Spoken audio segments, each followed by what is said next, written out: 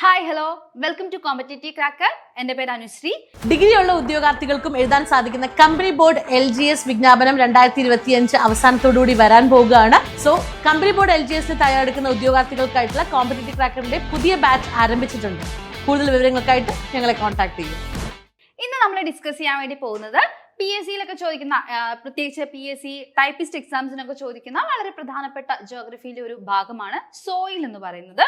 നമുക്കറിയാം, ഈ സോയിൽ എന്ന ഭാഗത്ത് നിന്ന് ഒരുപാട് ക്വസ്റ്റ്യൻസ് എന്ത് ചെയ്തിട്ടുണ്ട്, PSC റിപ്പീറ്റ് ചെയ്തിട്ട് ചോദിച്ചിട്ടുണ്ട്. ടൈപ്പ് ഓഫ് സോയിൽസിന്റെ ഭാഗത്തു നിന്നാണെങ്കിലും ഇന്ന സോയിൽ എവിടെയാണ് കാണപ്പെടുന്നത്, ആ രീതിയിലുള്ള ചോദ്യങ്ങളൊക്കെ ഒരുപാട് വന്നിട്ടുണ്ട്. അപ്പൊ നമുക്ക് ഈ സോയിൽ എന്നുള്ള ടോപ്പിക്കിനെ പറ്റിയിട്ടുള്ള കൂടുതൽ കാര്യങ്ങൾ നോക്കാം. നമ്മൾ ആദ്യം നോക്കാൻ പോകുന്നത് സോയിൽ എന്ന് വെച്ചിട്ടുണ്ടെങ്കിൽ എന്താണെന്നാണ്. സോയിൽ എന്ന് വെച്ചിട്ടുണ്ടെങ്കിൽ എന്താ? Soil is the thin top layer on the earth crust comprising rock particles mixed with organic matter. അല്ലേ? അപ്പൊ നമ്മുടെ എർത്ത് ക്രസ്റ്റിന്റെ ടോപ്പ് ലെയറിൽ കാണുന്ന ഒരു തിൻ ലെയറിനെയാണ് നമ്മൾ എന്തെന്ന് വിളിക്കുന്നത്? സോയിൽ എന്ന് വിളിക്കുന്നത്. ഈ സോയിലിൽ തന്നെ നമ്മൾ സ്റ്റഡി ഓഫ് സോയിലിനെ പറ്റിയിട്ടുള്ള പഠനശാഖയെ വിളിക്കുന്ന പേരാണ് പെഡോളജി എന്ന് പറയുന്നത്. വളരെ ഇമ്പോർട്ടന്റ് ആണ്. എന്താണ് പെഡോളജി എന്നുള്ള രീതിയിലുള്ള ക്വസ്റ്റ്യൻസ് ഒക്കെ മുന്നേ PSC ചോദിച്ചിട്ടുണ്ട്. അപ്പം പെഡോളജി എന്ന് വെച്ചിട്ടുണ്ടെങ്കിൽ സോയിലിനെ പറ്റി പഠിക്കുന്ന ശാഖ, സ്റ്റഡി ഓഫ് സോയിലിനെയാണ് നമ്മൾ പെഡോളജി എന്ന് വിളിക്കുന്നത്. അപ്പൊ നിങ്ങൾ അതിന്റെ ഒപ്പം തന്നെ പഠിച്ചു വെക്കേണ്ട മറ്റൊരു ടേമാണ് പെഡോജെനസിസ് എന്ന് പറയുന്നത്. പെഡോജെനസിസ് എന്ന് വെച്ചിട്ടുണ്ടെങ്കിൽ മറ്റൊന്നുമല്ല, natural process of soil formation. അതായത് നമ്മുടെ ഈ മണ്ണ് രൂപീകരണ പ്രക്രിയ, ആ ഒരു നാച്ചുറൽ പ്രോസസ്സിനെയാണ് പെഡോജെനസിസ് എന്ന് വിളിക്കുന്നത്. ഓക്കെ, അപ്പൊ പെഡോളജി എന്താണ്, പെഡോജെനസിസ് എന്താണെന്നുള്ളതിനെ പറ്റി കൃത്യമായിട്ടുള്ള ധാരണ ഉണ്ടാവണം. കാരണം ക്വസ്റ്റ്യൻ ഈ ഒരു മേഖല, ഈ ഒരു രണ്ട് പെഡോളജി, പെഡോജെനസിസ് എന്നുള്ള ഈ രണ്ട് ടേംസിൽ നിന്ന് ക്വസ്റ്റ്യൻസ് വന്നിട്ടുണ്ട്. ഓക്കെ, അപ്പൊ നമ്മൾ സോയിലിനെ പറ്റി പഠിക്കുമ്പം കൃത്യമായിട്ടും പഠിച്ചു വെക്കേണ്ട മറ്റൊരു കാര്യമാണ് സോയിൽ പ്രൊഫൈൽ എന്ന് പറയുന്നത്. സോയിൽ പ്രൊഫൈൽ വളരെ ഇമ്പോർട്ടന്റ് ആയിട്ടുള്ള കാര്യമാണ്. നമ്മുടെ സോയിൽ എടുത്ത് നോക്കുകയാണെങ്കിൽ സോയിലിൽ ഒരു വെർട്ടിക്കൽ സെക്ഷൻ ഉണ്ട്. പല ലെയേഴ്സ് ആയിട്ട് സോയിലിന് വെർട്ടിക്കൽ സെക്ഷൻ ഉണ്ട്. ആ വെർട്ടിക്കൽ സെക്ഷനെയാണ് നമ്മൾ സോയിൽ പ്രൊഫൈൽ എന്ന് വിളിക്കുന്നത്. ഇനി ഈ ഓരോ ലെയേഴ്സും, ഇതാണ് നമ്മൾ സോയിൽ പ്രൊഫൈൽ ആണ് ഈ ഒരു പിക്ചറിൽ കാണുന്നത്. ഈ ഓരോ ലെയേഴ്സിനും എന്തുണ്ട്? ഈ ഓരോ ലെയേഴ്സും പല പല പ്രത്യേകതകൾ ഉണ്ട്. ഇപ്പൊ അതിന്റെ ടെക്സ്ചറിന്റെ കാര്യത്തിലാണെങ്കിലും കളറിന്റെ കാര്യത്തിലാണെങ്കിലും അതിലെ കെമിക്കൽ കോമ്പോസിഷന്റെ കാര്യത്തിലൊക്കെ ആണെങ്കിലും ഈ ഓരോ ലെയേഴ്സിനും പ്രത്യേകതകൾ ഉണ്ട് എന്നുള്ളതും കൂടി നിങ്ങൾ മനസ്സിലാക്കി വെക്കുക. അപ്പൊ നമ്മൾ സോയിൽ പ്രൊഫൈലിലേക്ക് പോകുമ്പോൾ ഞാൻ പറഞ്ഞു, വെർട്ടിക്കൽ ആയിട്ട് പല ലെയേഴ്സ് ആയിട്ടാണ് ഈ സോയിൽ പ്രൊഫൈൽ കിടക്കുന്നത്. അതിൽ തന്നെ ഏറ്റവും മുകളിൽ നമ്മൾ കാണുന്ന ഇവിടുത്തെ ഓർഗാനിക് മെറ്റീരിയൽസ് ഒക്കെ ഉണ്ട്. ഇവിടെ കാണുന്ന സോയിൽ പ്രൊഫൈലാണ് ഓ ഹൊറിസോൺ എന്ന് പറയുന്നത്. ആദ്യത്തെ ഏറ്റവും ടോപ്പ് മോസ്റ്റിൽ വരുന്ന സോയിൽ പ്രൊഫൈൽ ഓ ഹൊറിസോൺ ആണ്. അതിന്റെ തൊട്ട് താഴെ എ ഹൊറിസോൺ ഉണ്ട്, അതിന് താഴെയായിട്ട് ഇ ഹൊറിസോൺ, അതിന് തൊട്ട് താഴെയായിട്ട് ബി ഹൊറിസോൺ ഉണ്ട്, പിന്നീട് സി ഹൊറിസോൺ ആണ്. ഏറ്റവും അടിയിലായിട്ട് നമ്മുടെ ബെഡ് റോക്ക് ഉണ്ട്, അതാണ് ആർ ഹൊറിസോൺ എന്ന് പറയുന്നത്. അപ്പം ആർ ഹൊറിസോൺ വളരെ ഇമ്പോർട്ടന്റ് ആണ്. ബെഡ് റോക്ക് എന്ന് പറയുന്നത് എന്താണ്? ആർ ഹൊറിസോൺ ആണ്. ഏറ്റവും ടോപ്പിൽ കിടക്കുന്നത് ഓ ഹൊറിസോൺ ആണ്. ഇങ്ങനെ O horizon, A horizon, E horizon, B horizon, C horizon, R horizon എന്ന് പറഞ്ഞിട്ട് ഇത്രയും ലെയേഴ്സ് ആയിട്ടാണ് നമ്മുടെ സോയിൽ കിടക്കുന്നത്. ഇതിനെയാണ് നമ്മൾ സോയിൽ പ്രൊഫൈൽ എന്ന് വിളിക്കുന്നത്. ഇനി നമുക്ക് എന്ത് ചെയ്യാം, ഈ ഓരോ പ്രൊഫൈലും എടുത്തിട്ട് ഡീറ്റെയിൽ ആയിട്ട് നോക്കാം. ഈ ഓരോ ഹൊറിസോണിലും വരുന്ന പ്രത്യേകതകൾ എന്തൊക്കെയാണ് എന്ന് നമുക്ക് എന്ത് ചെയ്യാം, ഡീറ്റെയിൽ ആയിട്ട് ഒന്ന് നോക്കാം. നമ്മൾ ആദ്യം ഡിസ്കസ് ചെയ്യാൻ വേണ്ടി പോകുന്നത് ഓ ഹൊറിസോണിനെ പറ്റിയിട്ടാണ്.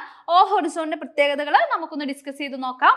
ഈ ഓ ഹൊറിസോണിലേക്ക് വരികയാണെങ്കിൽ, ഓ ഹൊറിസോണിൽ നിങ്ങൾക്ക് ഈ ഒരു പിക്ചറിൽ കാണാൻ വേണ്ടി പറ്റും. ഇവിടെ നമ്മുടെ ഓർഗാനിക് മാറ്റേഴ്സ് ഒക്കെ ഉണ്ട്. ഇവിടെ നമുക്ക് പാർഷ്യലി ഡീകമ്പോസ് ചെയ്തിട്ടുള്ള മെറ്റീരിയൽസിനെ നമുക്ക് ഇവിടെ കാണാൻ വേണ്ടി സാധിക്കും. ഈ ഓ ഹൊറിസോണിൽ കാണാൻ വേണ്ടി സാധിക്കും.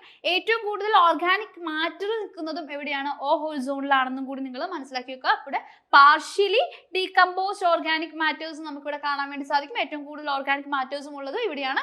ഏറ്റവും ടോപ്പ് മോസ്റ്റ് കിടക്കുന്ന ലെയറും ഏതാണ്? ഈ ഓ ഹൊറിസോൺ എന്ന് പറയുന്നതാണ് നമ്മുടെ സോയിൽ പ്രൊഫൈൽ എന്ന് നിങ്ങൾ മനസ്സിലാക്കി വെക്കുക.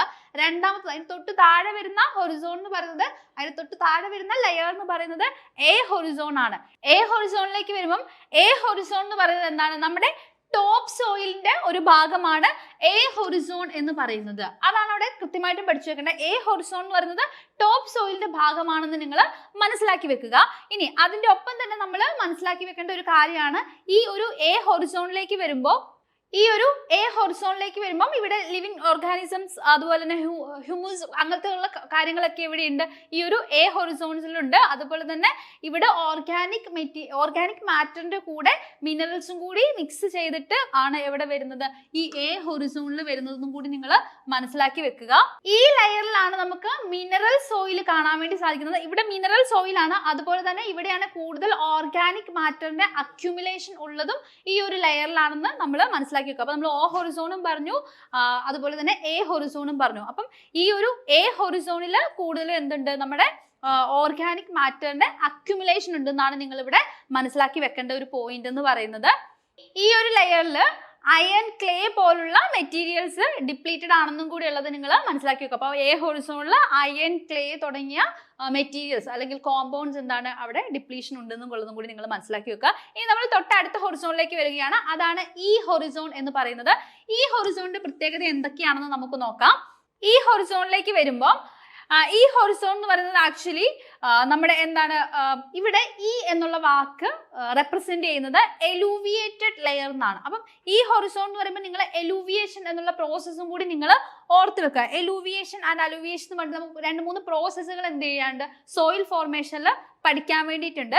ഇവിടെയാണ് നമ്മുടെ മെറ്റീരിയൽസ്, മുകളിലെ നമ്മളിപ്പം ഓ ഹൊറിസോൺ പറഞ്ഞു, എ ഹൊറിസോൺ പറഞ്ഞു, ഇവിടെ നിന്നുള്ള മെറ്റീരിയൽസ് ഉണ്ടല്ലോ, ആ മെറ്റീരിയൽസ് ഡിപ്ലീറ്റ് ചെയ്തിട്ട് എന്ത് ചെയ്യുന്നു, താഴേക്ക് ഡൗൺവേർഡിലേക്ക് എന്ത് ചെയ്യുന്നു, മൂവ് ചെയ്യുന്നു. അപ്പം മുകളിലെ ലെയേഴ്സിൽ നിന്നുള്ള മെറ്റീരിയൽസ് താഴേക്ക് ലീച്ചിങ് വഴി, ലീച്ചിങ് ഒക്കെ എല്ലാവർക്കും അറിയാമെന്ന് കരുതുന്നു, ലീച്ചിങ് എന്ന പ്രോസസ്സ് വഴി താഴേക്ക് മൂവ് ചെയ്യുമ്പോൾ അതിനെയാണ് നമ്മൾ ഇലൂവിയേഷൻ എന്ന് വിളിക്കുന്നത്. ആ ഇലൂവിയേഷനെ ഈ ആണ് നമ്മുടെ ഈ ഹൊറിസോൺ എന്നുള്ളതിൽ ഈ റെപ്രസെന്റ് ചെയ്യുന്നത്. അപ്പം ഇവിടെ നടക്കുന്ന ഈ ഹൊറിസോണിൽ നടക്കുന്ന പ്രോസസ്സ് എന്ന് പറയുന്നത് ഇലൂവിയേഷൻ ആണെന്ന് നിങ്ങൾ കൃത്യമായിട്ടും മനസ്സിലാക്കി വെക്കുക. ഇനി ഇങ്ങോട്ടേക്ക് എത്തുമ്പോൾ നമുക്ക് ഇവിടെ ഓൾഡർ ആയിട്ടുള്ളതും കുറച്ച് പ്രായമായിട്ടുള്ളത്, കുറച്ച് മെച്ചുവേർഡ് ആയിട്ടുള്ളത്, അതുപോലെ തന്നെ വെൽ ഡെവലപ്ഡ് ആയിട്ടുള്ള സോയിലിനെ നമുക്ക് ഇവിടെ കാണാൻ വേണ്ടി സാധിക്കും. ഈ ഹൊറിസോണിൽ നമുക്ക് കാണാൻ വേണ്ടി സാധിക്കും. ഇനി ഈ ഹൊറിസോൺ സിറ്റുവേറ്റ് ചെയ്യുന്നത് എ ഹൊറിസോണിനും ബി ഹൊറിസോണിനും ഇടയിലാണ് എന്നുള്ളതും കൂടി നിങ്ങൾ മനസ്സിലാക്കി വെക്കുക. അപ്പം ഇവിടെ നിങ്ങൾ കൃത്യമായിട്ടും പഠിച്ചു വെക്കേണ്ടത് ഇലൂവിയേഷൻ നടക്കുന്നു എന്നുള്ള കാര്യമാണ് ഇവിടെ നിങ്ങൾ കൃത്യമായിട്ട് പഠിച്ചു വെക്കേണ്ടത്. നമ്മുടെ മെറ്റീരിയൽസ് എങ്ങോട്ടാണ് മൂവ് ചെയ്യുന്നത്, ഡൗൺവേർഡിലേക്കാണ് മൂവ് ചെയ്യുന്നത്.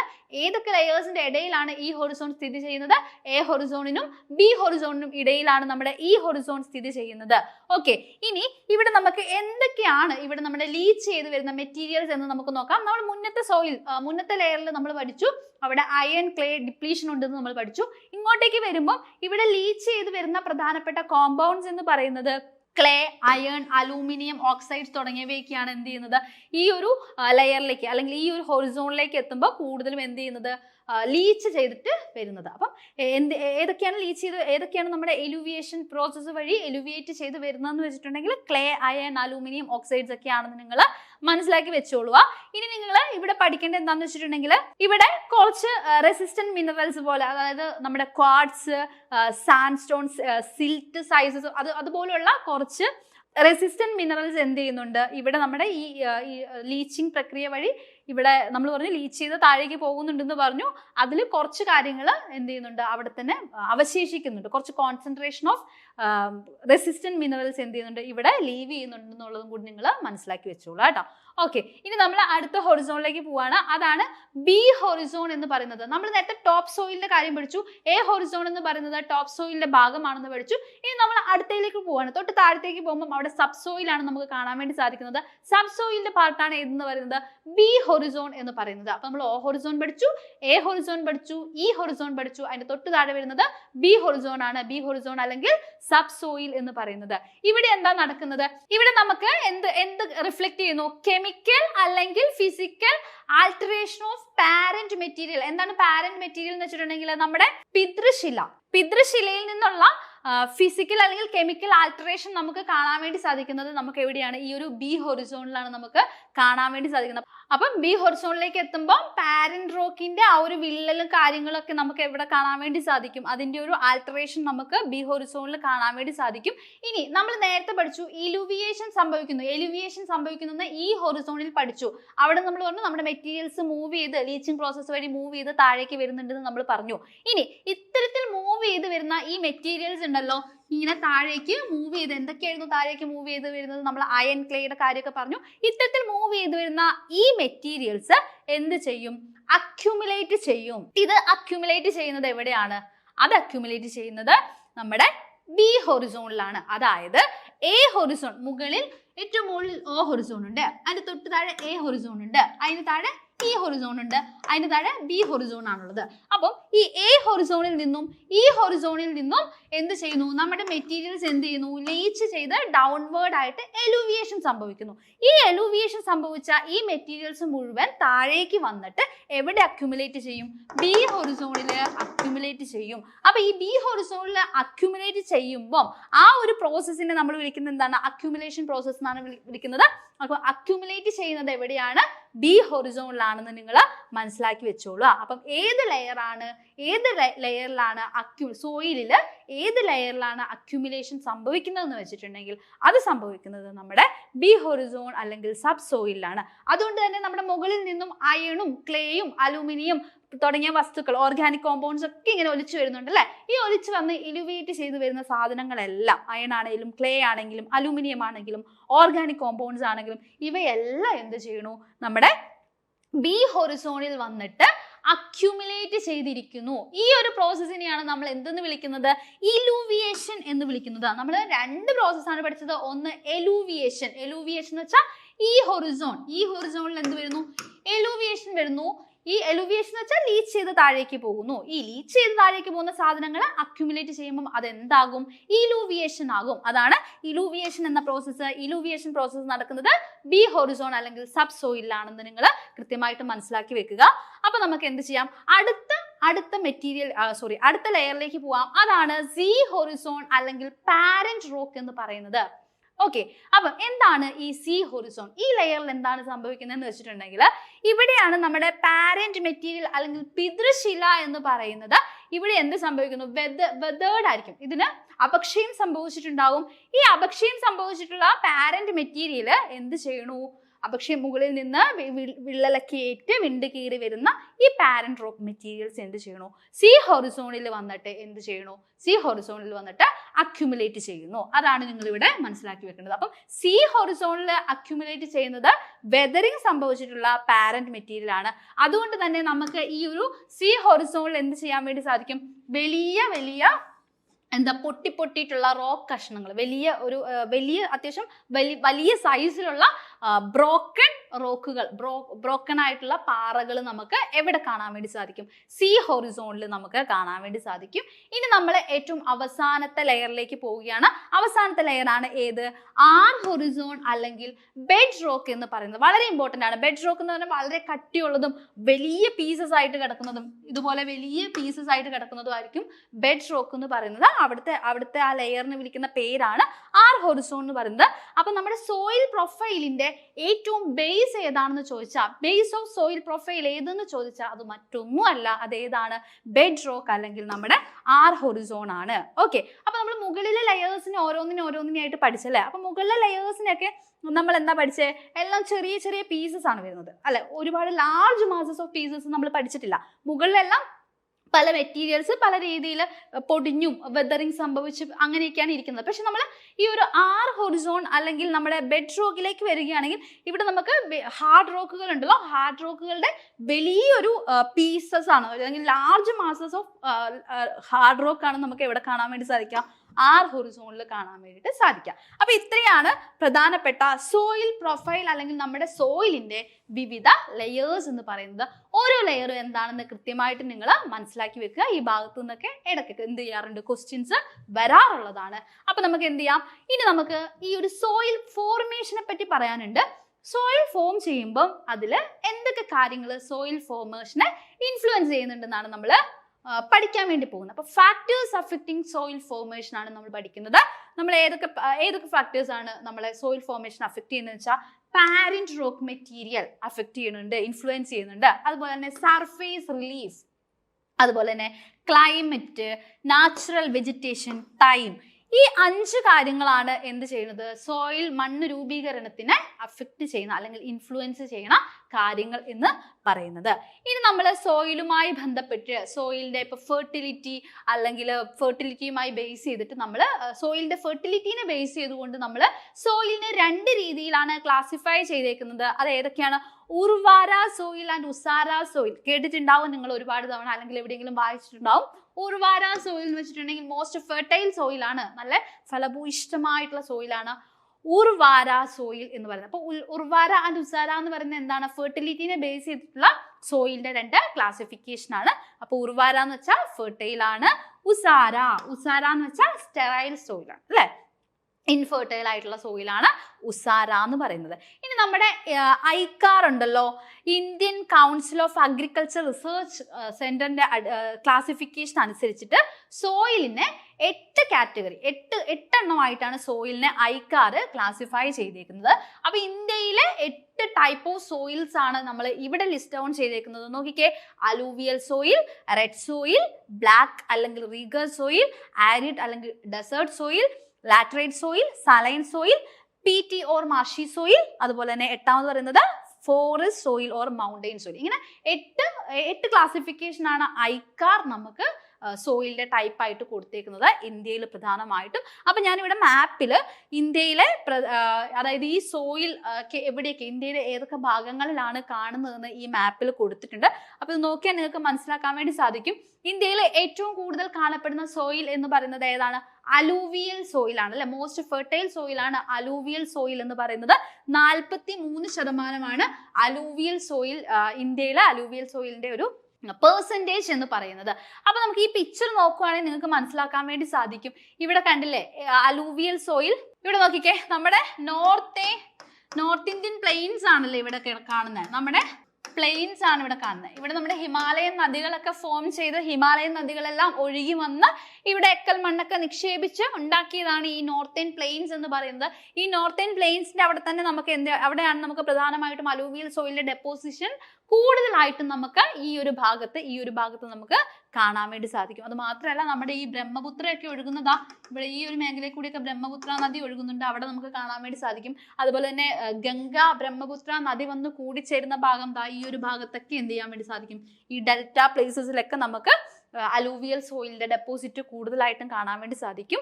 ഇനി നമുക്ക് നോക്കുകയാണെങ്കിൽ നമ്മുടെ പ്ലാറ്റ്യൂ പീഠഭൂമിയിലേക്ക് വരികയാണെങ്കിൽ പ്ലാറ്റ്യൂയുടെ ഭാഗത്ത് നമുക്ക് 2 രീതിയിലുള്ള സോയിലാണ് കാണാൻ വേണ്ടി സാധിക്കുന്നത്. ഇന്ത്യയുടെ വെസ്റ്റേൺ സൈഡിലോട്ട് ഇവിടെ മഹാരാഷ്ട്രയുടെ ഈ ഒരു ഭാഗത്തോട്ടൊക്കെ നോക്കുകയാണെങ്കിൽ മഹാരാഷ്ട്രയുടെ ഈ ഒരു ഭാഗത്തേക്കും മഹാരാഷ്ട്ര അല്ലെങ്കിൽ നമ്മുടെ ഇന്ത്യയുടെ വെസ്റ്റ് സൈഡിന്റെ ഈ ഒരു ഭാഗത്ത് നോക്കുകയാണെങ്കിൽ നമുക്ക് അവിടെ കൂടുതൽ കാണാൻ വേണ്ടി സാധിക്കുന്നത് ബ്ലാക്ക് സോയിലാണ്. ബ്ലാക്ക് സോയിലിന്റെ പ്രത്യേകത എല്ലാവർക്കും അറിയാലോ. കോട്ടൺ ഉൽപാദനത്തിന് ഏറ്റവും അനുയോജ്യമായിട്ടുള്ള മണ്ണാണ് ബ്ലാക്ക് സോയിൽ എന്ന് പറയുന്നത്. ഇന്ത്യയിൽ ഏറ്റവും കൂടുതൽ കോട്ടൺ ഉൽപ്പാദിപ്പിക്കുന്നത് ഇന്ത്യയുടെ വെസ്റ്റ് സൈഡിലാണ്. കോട്ടണോപോളിസ് എവിടെയാണ്? മഹാരാഷ്ട്ര, മുംബൈയിലാണ് എന്നൊക്കെയുള്ള കാര്യം ഓർത്ത് വെക്കുക. അപ്പം ബ്ലാക്ക് സോയിൽ എന്തിന് അനുയോജ്യമാണ്? കോട്ടൺ അനുയോജ്യമാണ്. അപ്പം ഇന്ത്യയുടെ ഈ ഒരു വെസ്റ്റേൺ നമ്മുടെ പീഠഭൂമിയുടെ ഒക്കെ ഈ ഒരു വെസ്റ്റേൺ സൈഡിലായിട്ട് നമുക്ക് എന്ത് കാണാൻ വേണ്ടി സാധിക്കും? ബ്ലാക്ക് സോയിൽ അല്ലെങ്കിൽ റീഗർ സോയിൽ. ബ്ലാക്ക് സോയിലിന്റെ മറ്റൊരു പേരാണ് റീഗർ സോയിൽ എന്ന് പറയുന്നത്. അപ്പൊ ഈ ഒരു സോയിൽ കൂടുതലായിട്ട് കാണാൻ വേണ്ടി സാധിക്കും എന്ന് മനസ്സിലാക്കി വെക്കുക. ഇനി നമ്മുടെ പീഠഭൂമിന്റെ തന്നെ തൊട്ട് ഓപ്പോസിറ്റ് സൈഡിലേക്ക് നോക്കുകയാണെങ്കിൽ നമ്മുടെ ഈ ഒരു ഒഡീഷ, അതുപോലെ തന്നെ ഈ ഒരു ജാർഖണ്ഡ്, ഈ ഒരു ഭാഗത്തോട്ടൊക്കെ നോക്കുകയാണെങ്കിൽ നമുക്ക് എന്ത് കാണാൻ വേണ്ടി സാധിക്കും? റെഡ് സോയിലിന്റെ അളവ് കൂടുതലായിട്ട് കാണാൻ വേണ്ടി സാധിക്കും.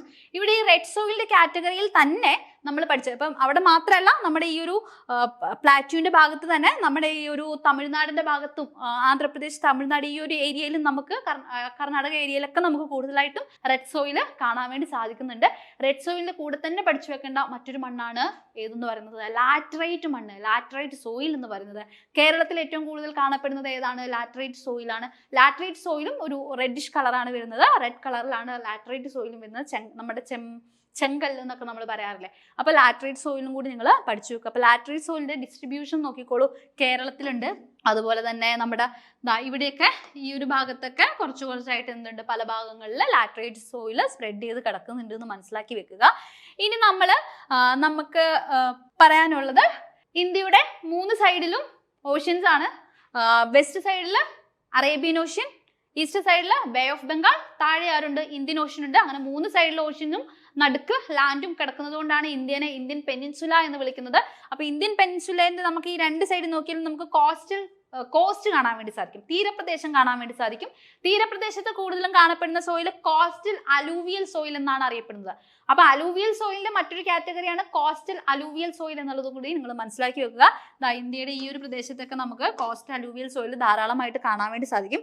അത് മാത്രമല്ല നമ്മുടെ പെനിൻസുലാർ റിവേഴ്സ് ഉണ്ടല്ലോ, നർമ്മദ, കൃഷ്ണ പോലെ, കാവേരി പോലുള്ള നമ്മുടെ പെനിൻസുലാർ റിവേഴ്സ് ഉണ്ട്. ഈ പെനിൻസുലാർ റിവേഴ്സ് വന്നിട്ട് ഡെൽറ്റ ഫോം ചെയ്യുന്നുണ്ട് അല്ലെ. Peninsular river peninsular river bay of ബംഗാളിൽ പതിക്കുന്നതിന് മുന്നേ എന്ത് ഫോം ചെയ്യുന്നുണ്ട്? ഡെൽറ്റാസ് ഫോം ചെയ്യുന്നുണ്ട്. അപ്പൊ ഡെൽറ്റാസ് ഫോം ചെയ്യുന്നതിന്റെ അവിടെ കൊണ്ടുപോയിട്ട് ഡെപ്പോസിറ്റ് ചെയ്യുന്ന അലൂവിയൽ സോയിൽ അറിയപ്പെടുന്നത് എന്താണ്? ഡെൽറ്റായിക് അലൂവിയൽ സോയിൽ എന്നാണ്. ഓക്കെ, അപ്പൊ അവിടെയാണ് നമുക്ക് അലൂവിയൽ സോയിലിനെ പറ്റി അതാണ് നമുക്ക് പറയാനുള്ളത്. ഇനി നമുക്ക് ഇന്ത്യയുടെ മുകൾ ഭാഗത്ത് നോക്കുകയാണെങ്കിൽ അവിടെ ഹിമാലയാസ് ഉണ്ട്. അതെന്താണ്? നോർത്തേൺ മൗണ്ടെയിൻ സിസ്റ്റം ആണല്ലേ ഹിമാലയാസ് എന്ന് പറയുന്നത്. അവിടെ നമുക്ക് കൂടുതലും കാണാൻ വേണ്ടി സാധിക്കുന്ന സോയിൽ എന്ന് പറയുന്നത് ഫോറസ്റ്റ് അല്ലെങ്കിൽ മൗണ്ടെയിൻ സോയിൽ ആണ്. അപ്പൊ ഫോറസ്റ്റ് അല്ലെങ്കിൽ മൗണ്ടെയിൻ സോയിൽ കാണാൻ വേണ്ടി സാധിക്കുന്നത് നമ്മുടെ ഹിമാലയാസിന്റെ ഇവിടെയാണ്. ഇവിടെ നമ്മുടെ പൂർവാഞ്ചലൊക്കെ ഉണ്ട്. പൂർവാഞ്ചലിന്റെ ഇവിടെയൊക്കെ എന്ത് കാണാൻ വേണ്ടി സാധിക്കും? നമുക്ക് ഫോറസ്റ്റ് അല്ലെങ്കിൽ മൗണ്ടെയിൻ സോയിൽ കാണാൻ വേണ്ടി സാധിക്കും. ഇനി നമുക്ക് ഒരു മരുഭൂമി ഉണ്ടല്ലേ, നമ്മുടെ താർ മരുഭൂമി ഉണ്ടല്ലേ. അപ്പൊ നമ്മുടെ നമ്മുടെ രാജസ്ഥാന്റെ ഈ ഒരു ഭാഗത്തേക്ക് പോവുകയാണെങ്കിൽ നമുക്ക് എന്ത് കാണാൻ വേണ്ടി സാധിക്കും? ഡെസേർട്ട് അല്ലെങ്കിൽ ആരിഡ് സോയിൽ നമുക്ക് കാണാൻ വേണ്ടി സാധിക്കും. അപ്പൊ നമുക്ക് പല രീതിയിലുള്ള സോയിൽ, നമ്മൾ 8 ടൈപ്പ് ഓഫ് സോയിലിന്റെ കാര്യമാണ് നമ്മൾ പറയുന്നത്. അപ്പൊ അതിന്റെ ഒരു ഡിസ്ട്രിബ്യൂഷൻ ആണ് ഈ ഒരു മാപ്പിൽ കിടക്കുന്നത് മൊത്തം. അപ്പം എവിടെയൊക്കെയാണ്, ഏതൊക്കെ ഭാഗങ്ങളിലാണ് കൂടുതലും ഈ ഒരു സോയിൽ കിടക്കുന്നത്, അല്ലെങ്കിൽ ഏറ്റവും കൂടുതൽ പെർസെൻറ്റേജ് ഉള്ള സോയിൽ ഏത് എന്നുള്ളതൊക്കെയാണ് നമ്മൾ ഈ ഒരു മാപ്പിൽ കൂടി അനലൈസ് ചെയ്യുന്നത്. ഇനി നമുക്ക് കേരളത്തിൻ്റെതായ ഈ ഒരു ഭാഗത്തേക്കൊക്കെ വരും, നമ്മൾ ആലപ്പുഴ ആ ഒരു ഭാഗത്തേക്കൊക്കെ വരുമ്പോൾ നമുക്ക് കൂടുതലായിട്ടും PT അല്ലെങ്കിൽ മാഷി സോയിലും കൂടി കാണാൻ വേണ്ടി സാധിക്കും. അപ്പം ഇതാണ് നമ്മുടെ പ്രധാനപ്പെട്ട സോയിൽ ടൈപ്പുകൾ എന്ന് പറയുന്നത്. അപ്പൊ ഇന്ത്യയിൽ ഐക്കാർ പറഞ്ഞതിന്റെ അടിസ്ഥാനത്തിൽ നമുക്ക് 8 സോയിലാണുള്ളത്. ഏതൊക്കെയാണ്? Alluvial soil, red soil, black അല്ലെങ്കിൽ റീഗർ സോയിൽ, ആരിഡ് അല്ലെങ്കിൽ desert soil, laterite soil, saline soil, PT അല്ലെങ്കിൽ മാഷി സോയിൽ, ഫോറസ്റ്റ് സോയിൽ അല്ലെങ്കിൽ മൗണ്ടെയിൻ സോയിൽ എന്ന് പറയുന്നത്. ഇതിൽ ഏറ്റവും കൂടുതൽ കാണുന്നത് ഏതാണ്? നമ്മുടെ അലൂവിയൽ സോയിലാണ്. നദികൾ കൊണ്ടുവന്ന് ഡെപ്പോസിറ്റ് ചെയ്ത് ഉണ്ടാക്കുന്ന ആ ഒരു കൂടുതലും അലൂവിയൽ സോയിൽ നമുക്ക് കാണാൻ വേണ്ടി സാധിക്കുന്നത് നോർത്ത് ഇന്ത്യൻ പ്ലെയിൻസിലാണെന്നും കൂടി നിങ്ങൾ മനസ്സിലാക്കി വെക്കുക. ഇത്രയും കാര്യങ്ങളാണ് സോയിലുമായി ബന്ധപ്പെട്ട് ഏറ്റവും ബേസിക് ആയിട്ട് നമ്മൾ അറിഞ്ഞിരിക്കേണ്ടത്. പ്രധാനപ്പെട്ട സോയിൽ ടൈപ്പുകൾ ഏതൊക്കെയാണെന്നും ഈ ഓരോ സോയിലിന്റെ ഡിസ്ട്രിബ്യൂഷൻ എവിടെയൊക്കെയാണെന്നൊക്കെ നിങ്ങൾ കൃത്യമായിട്ടും പഠിച്ചു വെക്കുക. മാത്രമല്ല നമ്മൾ ക്ലാസ് തുടങ്ങിയപ്പോൾ പറഞ്ഞിരുന്നു സോയിലിനെ പറ്റി പഠിക്കുന്ന ശാസ്ത്രശാഖ ഏത്? പെഡോളജി എന്ത്, പെഡോജെനസിസ് എന്താണെന്നൊക്കെ നമ്മൾ സ്റ്റാർട്ടിങ്ങിൽ തന്നെ ഡിസ്കസ് ചെയ്തിട്ടുണ്ട്. സോയിലിന്റെ ലെയേഴ്സ് ഏതൊക്കെയാണ് ഡിഫറെന്റ് ഹോറിസോൺസ് അല്ലെങ്കിൽ സോയിൽ പ്രൊഫൈൽ ഏതൊക്കെയാണെന്നും നമ്മൾ ഡിസ്കസ് ചെയ്തിട്ടുണ്ട്. അപ്പൊ അങ്ങനെയുള്ള കാര്യങ്ങളൊക്കെ എന്ത് ചെയ്യുക, കൃത്യമായിട്ടും പഠിച്ചു പോവുക. ഈ ഒരു ഭാഗങ്ങളിൽ നിന്നൊക്കെ 1 വേർഡ് ആയിട്ടും സ്റ്റേറ്റ്മെന്റ് ഒക്കെ ആയിട്ട് ചോദ്യങ്ങൾ വരുന്നതാണ്. അപ്പൊ കൃത്യമായിട്ടും ആ ഒരു കോൺസെപ്റ്റ് കൃത്യമായിട്ടും അറിഞ്ഞിട്ടുണ്ടെങ്കിൽ നിങ്ങൾക്ക് ആ ഒരു ഭാഗത്തു നിന്നുള്ള മാർക്കൊന്നും നഷ്ടപ്പെടില്ല. അപ്പം ഇത് നമ്മുടെ ടൈപ്പിസ്റ്റ് എക്സാമിനൊക്കെ വരുന്ന ഒരു പ്രധാനപ്പെട്ട ഭാഗമാണ്. അപ്പൊ നിങ്ങൾ എല്ലാവരും ടൈപ്പിസ്റ്റ് എക്സാമിനൊക്കെ പ്രിപ്പയർ ചെയ്തുകൊണ്ടിരിക്കുകയായിരിക്കും. അപ്പൊ നിങ്ങൾക്ക് വേണ്ടിയിട്ട് CC ഒരു ക്രാഷ് ബാച്ച് ആരംഭിച്ചിട്ടുണ്ട്. നിങ്ങളെ ഒരു ഉയർന്ന റാങ്കിലേക്ക് എത്തിക്കാൻ തീർച്ചയായിട്ടും ക്രാഷ് ബാച്ച് നിങ്ങളെ സഹായിക്കുന്നതായിരിക്കും. ഈ ഒരു ബാച്ചിന്റെ ഭാഗമായിട്ട് നിങ്ങൾക്ക് daily group activities, special mentorship support, time table based ആയിട്ടുള്ള സ്റ്റഡി ഷെഡ്യൂൾസും, അതുപോലെ തന്നെ ലൈവ് ക്ലാസ്സസിന്റെ PDF നോട്ട്സും, വീക്ക്ലി എക്സാംസും ഒക്കെ ലഭിക്കുന്നതായിരിക്കും. അപ്പൊ ഈ ഒരു ക്രാഷ് ബാച്ചിന്റെ ഭാഗമാകാൻ നിങ്ങൾ ആരെങ്കിലും ആഗ്രഹിക്കുന്നുണ്ടെങ്കിൽ, ഈ ബാച്ചിനെ പറ്റി കൂടുതൽ അറിയാൻ ആഗ്രഹിക്കുന്നുണ്ടെങ്കിൽ നിങ്ങൾക്ക് താഴെ കാണുന്ന നമ്പറിൽ കോൺടാക്ട് ചെയ്യാവുന്നതാണ്. അതുപോലെ നിങ്ങൾക്ക് കൂടുതൽ ഇൻഫോർമേറ്റീവ് ആയിട്ടുള്ള വീഡിയോസ് ലഭിക്കുന്നതിനായിട്ട് നമ്മുടെ ചാനൽ ഇതുവരെ സബ്സ്ക്രൈബ് ചെയ്തിട്ടില്ലെങ്കിൽ തീർച്ചയായിട്ടും സബ്സ്ക്രൈബ് ചെയ്യുക. അപ്പോൾ നമുക്ക് കൂടുതൽ വീഡിയോസുമായിട്ട് വീണ്ടും കാണാം. താങ്ക്